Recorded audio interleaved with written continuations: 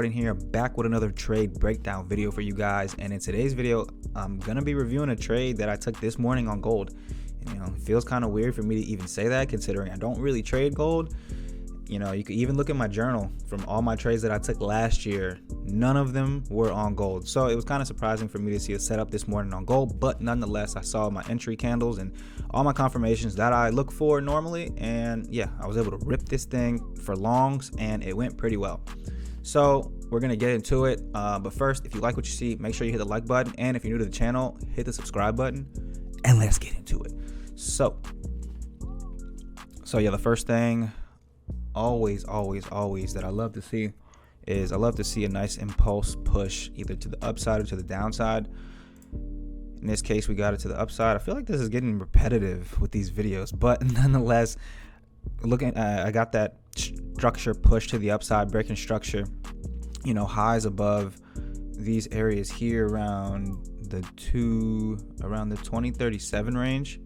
And at this time, it's around 2 o'clock. So I'm not awake at this point. I usually wake up around 4:30, 4:45. So when I got to the charts, nonetheless, from the hour standpoint, this is pretty much what I saw. This movement right here. So from there, I like to look at, my fibs just to make sure that I got everything down. And I like to see where price came back, as a discount. I like to see where price pulled back to on the fibs. Did it pull back to the 618? Did it pull back to the 50, the 382? Which one? So in this case, it tapped the 786, came down, and it looks like it closed on the hourly a little bit above the 618. So nonetheless, I was able to go down to the 15-minute, erase the fibs, go down to the 15-minute, and see if I could find some structure within here. So I get to the charts really at like 620, 630. I like to meditate.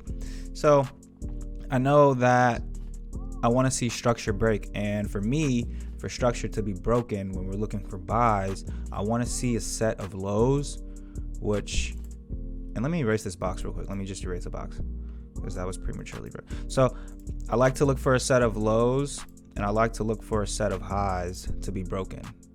And that's my structure. When I say I like for my structure to be broken, that's the structure that I'm talking about. In that time, I noticed the structure and I said to myself, okay, that's the area of lows, that's the area of highs. Let's put a box and see if we could beat this area, right? And even if you look to the left, that area will beat these highs over here as well. So even a little bit of extra confirmation there.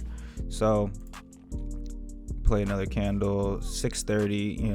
Now I'm starting to let my eyes a little bit stretch, and just try to see if I can still again beat this area above here. If I can beat this area, if price can beat this area and not close above the highs or this region here, then if we can close strong above, then I'll feel comfortable with getting into the trade on buys during the pullback after that break of the green box or these lows and highs. So I'm gonna play it forward a little bit.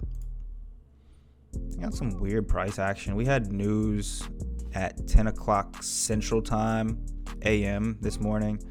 So I was in this trade about an hour before then, which made me feel really good. I really don't like to trade during any type of news events. So during this moment, I'm like, okay, we're getting, a few bullish candles. Maybe we can be able to close above here. And then instantly, I guess as soon as I said that, boom, we get the close above on the 15-minute.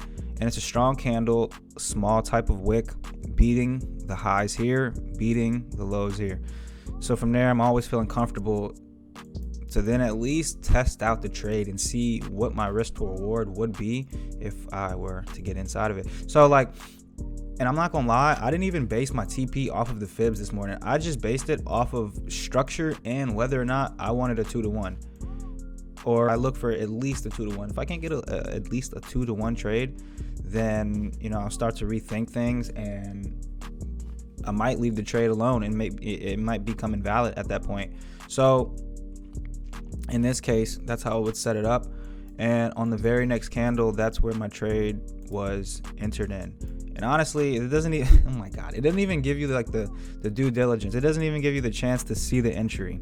So like if I were to erase this candle, and that's how quick the trade was. It was a 30-minute trade.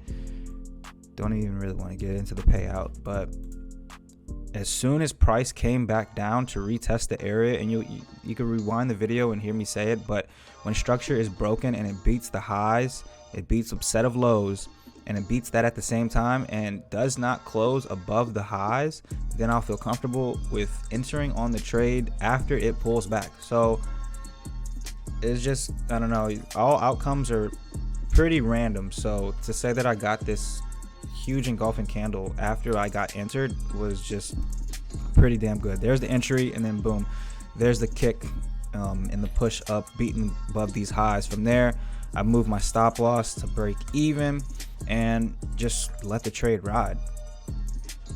And it's gonna go pretty quick. Should do it in the next candle. Exactly. Boom. And that was a trade. You know, took 30 minutes, and it took about 20 minutes for the markup off of the hourly, and it was looking like a pretty flat morning, I'm not gonna lie. And gold I usually keep at the bottom of my list, not only because I don't trade it a lot, but because it has because of like its alphabetical order. It has the, you know, it starts with the letter X, so I just put it all the way at the bottom. And this is what I saw the impulse push, and then took advantage of it off of the 15-minute structure break. And that's pretty much it, guys. That was the trade. It was a 2-to-1 trade. Didn't take long at all. Some of my other videos, the trade may take 45 minutes, may take an hour, may take an hour and 30. But for this one, it's pretty quick. It's nice, really good trade. Again, don't really want to get into the payout too much. It was at least a $6,000 trade. I might put that in the title, might not. Probably so, at least on the thumbnail.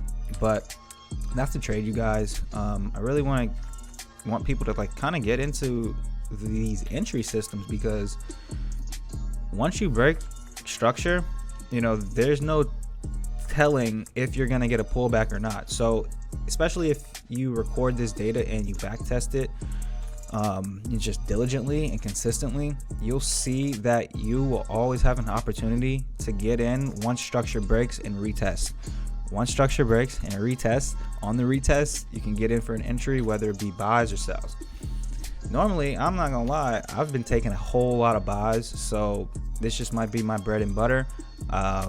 Honestly, I feel like I have to work on the sells a lot more, just because they presented themselves a lot less than my buys do. But nonetheless, when that happens, I'll catch it and I'll have a video for you guys. But that's the trade, you guys. Don't want to make this video too much longer, as I seem to love to say in my videos. So if you guys have any questions, make sure you hit me up in the comments. And if you can find me anywhere else on Instagram or any type of social media, I got Twitter as well, so hit me up on there if you have any questions. And yeah, again, if you like what you see, make sure you hit the like button, and if you're new to the channel, hit the subscribe button, and I'll see you guys in the next video.